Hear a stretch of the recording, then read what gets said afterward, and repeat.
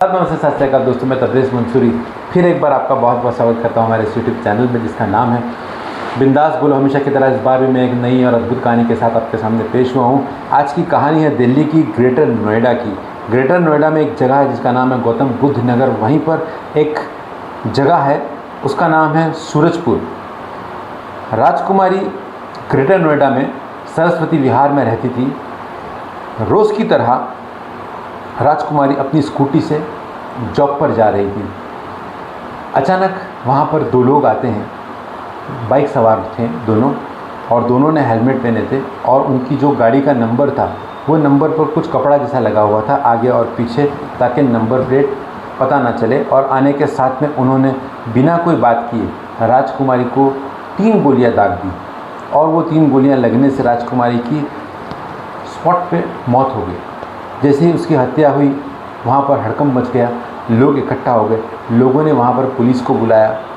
Police ने आकर spot verification जो भी होता है वो की पुलिस ने, और बॉडी को अपने ताबे में ली और उसके नंबर प्लेट से एड्रेस का पता लगाने की कोशिश की।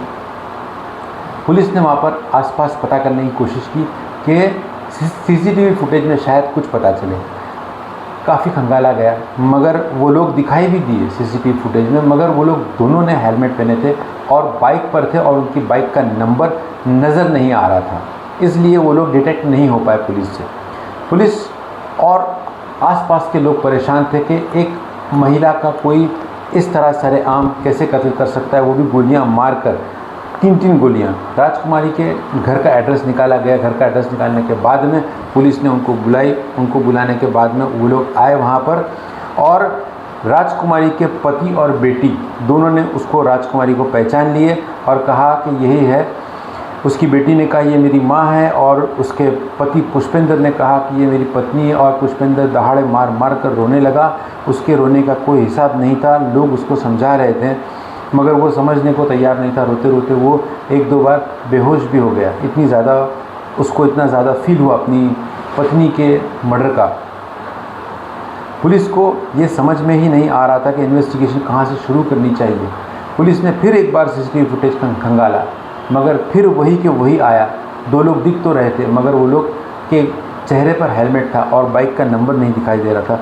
पुलिस ने राजकुमारी के घर से ही इन्वेस्टिगेशन करना शुरू किया, और सबसे पहले उसकी बेटी से बात की। उसकी बेटी को पूछा कि क्या कैसे हुआ, तुमको क्या लगता है कि किसने किया होगा, किसी से कोई दुश्मनी वगैरह।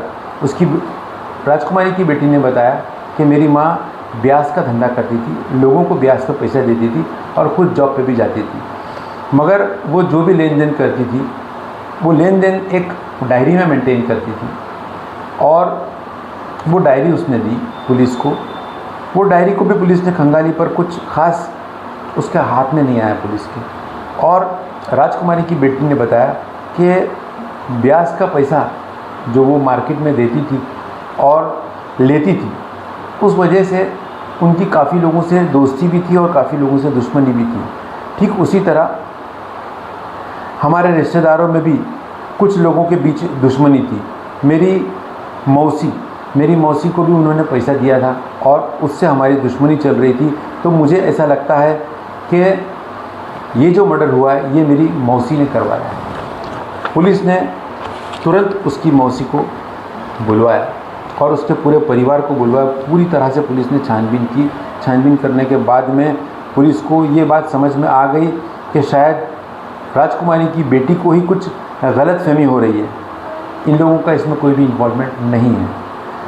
फिर पुलिस ने राजकुमारी के पति को बुलवाया, पुष्पेंद्र को। पुष्पेंद्र से इन्वेस्टिगेशन शुरू किया, तो पुष्पेंद्र ने कंप्लेन लिखवाया वहाँ पर, और कंप्लेन में अपने साडू का नाम लिखवाया जो हरियाणा में रहता था, और कहा कि मुझे इस पर पूरा शक है कि इसी ने काम करवाया है ये। पुलिस ने तुरंत एक टीम बनाई। टीम बनाकर हरियाणा पहुंची। हरियाणा में जब साडू भाई को पुलिस मिली, तो साडू भाई अपने घर में आराम से फैल के लेटे हुए पड़े थे।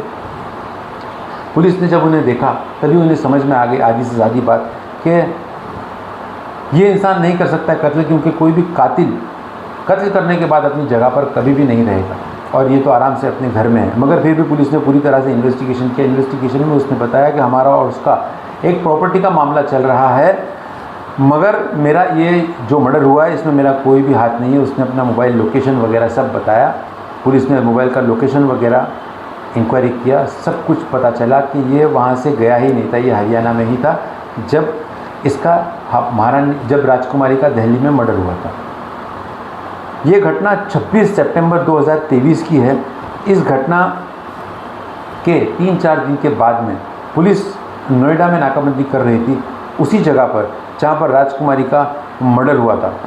पुलिस की नाकाबंदी में 2 बाइक सवार आए और जिन दोनों ने हेलमेट पहने थे, जिन लोगों ने, और वो 2 लोगों को जब पुलिस नॉर्मली जैसे नाकाबंदी में लोगों को रोक कर पुलिस पूछताछ करती है, एक नॉर्मल सी तलाशी लेती है, उस हिसाब से पुलिस ने उनको रुकाना चाहा, मगर वो लोग पुलिस के साथ कोऑपरेट करने की जगह वो लोग भागने की कोशिश करने लगे। और जब पुलिस उनके पीछे भागने लगी तो उन लोगों ने फायर किया, यानी 2-3 गोलियां उन लोगों ने एयर फायर किया। तो पुलिस ने जब देखा कि इन लोगों ने फायर किया तो पुलिस ने भी पलटकर उन पर फायर किया, तो दोनों के पैरों पर गोली लगी और पुलिस ने उन्हें गिरफ्तार किया। गिरफ्तार करने के बाद पता चला कि एक का नाम अनिकेत दुजाना है, दूसरे का नाम मोनू गुज्जर, ये दोनों दोस्त हैं। अब पुलिस ने देखा कि दोनों भी हेलमेट में थे और बाइक पे थे और ये लोगों ने पुलिस पे भी फायरिंग की। पुलिस को एक अंदाज़ा हुआ कि शायद राजकुमारी की मर्डर में इनका हाथ हो सकता है। पुलिस ने एक नॉर्मल इन्वेस्टिगेशन के हिसाब से सिर्फ उनको पूछा। जैसे ही पुलिस ने पूछा वैसे ही उन लोगों ने इस बात को कबूल कर लिया कि हाँ, उन्होंने ही इसका राजकुमारी का मर्डर किया था। पुलिस ने कहा कि तुम राजकुमारी को जानते थे क्या? उन्होंने कहा नहीं, हम तो राजकुमारी को कभी जानते भी नहीं थे और इससे पहले हमने कभी उन्हें देखा भी नहीं था। ये मामला है सुपारी का, यानी कि उनको किसी ने 2.5 लाख रुपए की सुपारी दिया था। पुलिस ने पूछा कि तुमको सुपारी किसने दिया, तो उन्होंने बताया उनके ही राजा राजकुमारी के ही पड़ोस में एक बंदा रहता है जिसका नाम है कपिल। कपिल ने दिया था उनको सुपारी और कपिल ने एडवांस के तौर पर 50,000 रुपये दिए था। और ये लोग जब पकड़ा गए, ये लोग 2-3 दिन के बाद में, 3-4 रोज़ के बाद में ये लोग आए थे बाकी का 2 लाख रुपए की रकम लेने के लिए कपिल से, और जब इत्तेफाक से नाकाबंदी में ये लोग पकड़ा गए। पुलिस ने कपिल को बुलाई, कपिल को गिरफ्तार की। कपिल ने कहा कि हाँ, ये लोग सच कह रहे हैं, मैंने ही इनको सुपारी दिया था और ये जो मर्डर मैंने ही करवाया और इनको 50,000 भी मैंने ही दिया था एडवांस और 2 लाख रुपए लेने के लिए लोग आए।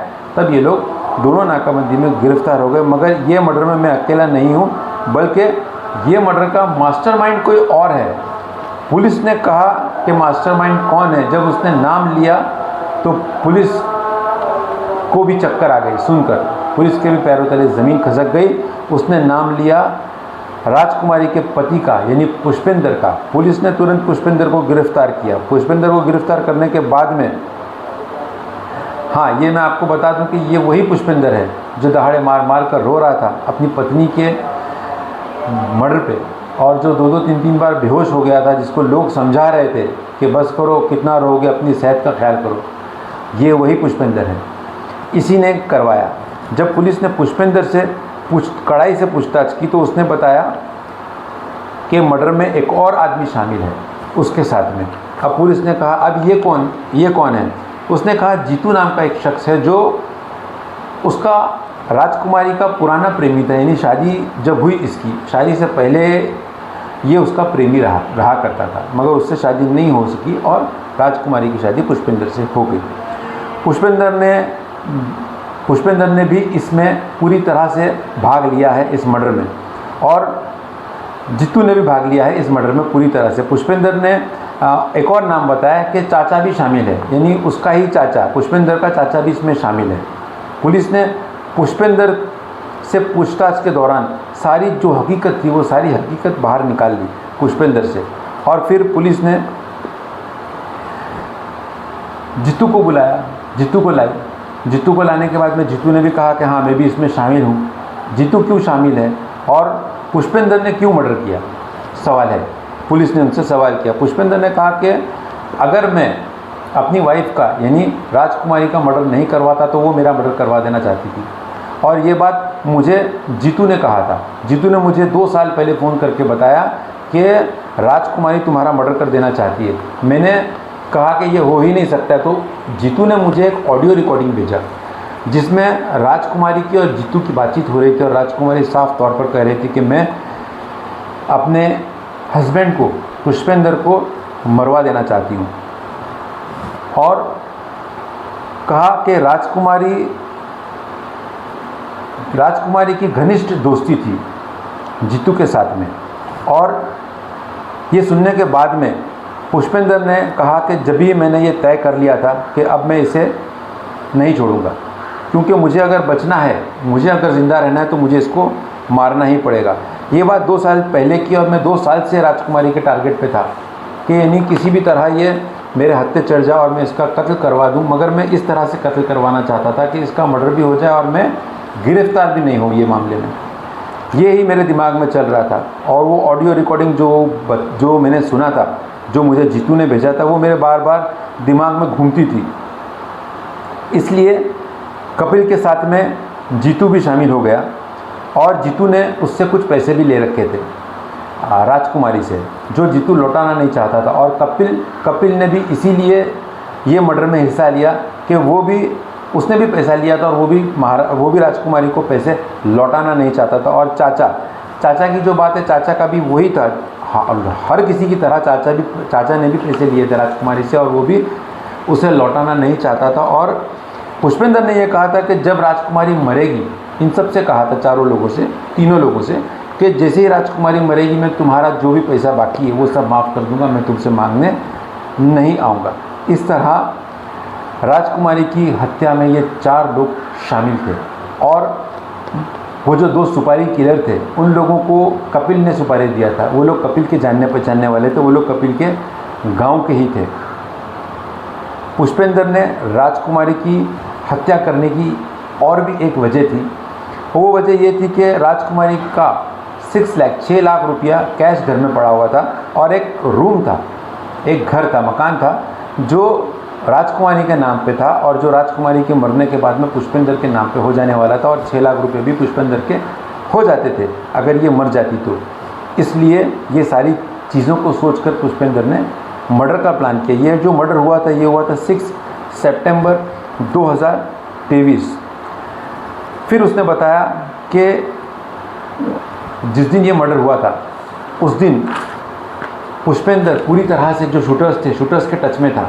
और पुष्पेंद्र ही वो था जो राजकुमारी का लोकेशन बता रहा था कि अभी राजकुमारी यहाँ से निकली है, अभी इतने बज के इतने मिनट पे यहाँ पहुँचेगी और ये जगह सुनसान है, इस जगह पे तुम उसे मार सकते हो। और वो 2 शूटर्स ने भी ठीक वैसे ही किया, वैसे ही सुनसान जगह देखी और देखकर अचानक बाइक से आए और आने के साथ में उन लोगों ने 3 गोली महारानी राजकुमारी को मार दी और राजकुमारी उसी वक्त उसी जगह ख़त्म हो गई।